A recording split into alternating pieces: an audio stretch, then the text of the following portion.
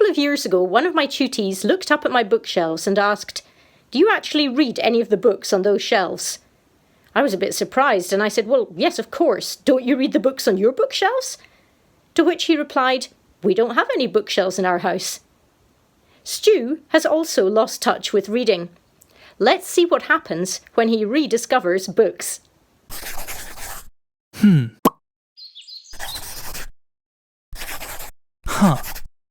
Meet Stu.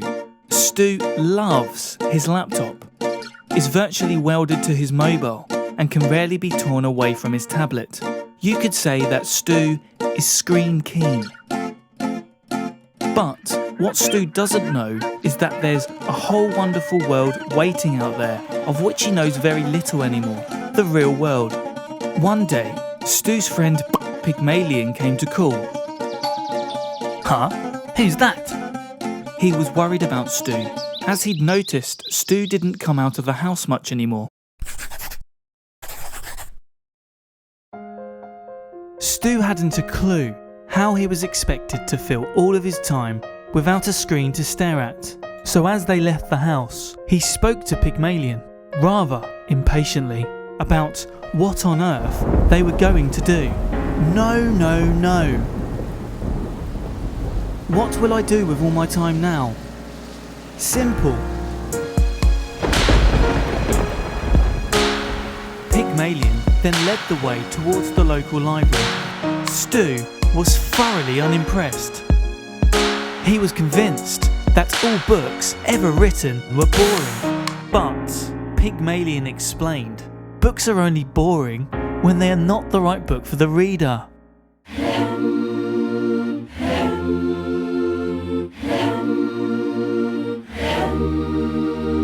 Pygmalion certainly didn't mean the books Stu was forced to read in school. You know, the ones for school and exams and stuff. He actually meant books about things that really interested Stu.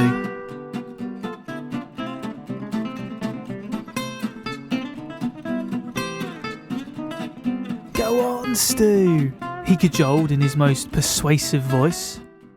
So Stu did something he hadn't done since he was about 7 years old, when his mother used to bring him to the library.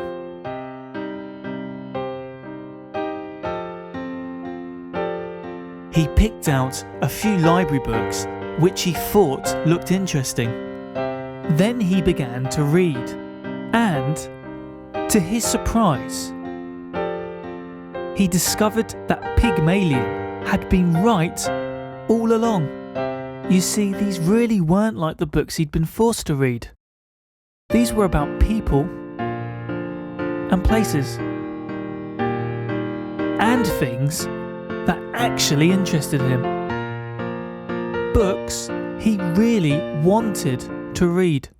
Suddenly, Stu proclaimed defiantly, "I shall read what I like outside of school. I shall be a rebel reader." Pygmalion just smiled and said it was high time they did some exercise. Let's go walking or swimming.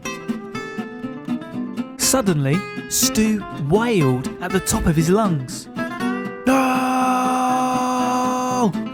He was horrified at the thought they might now have to go walking, or worse, swimming.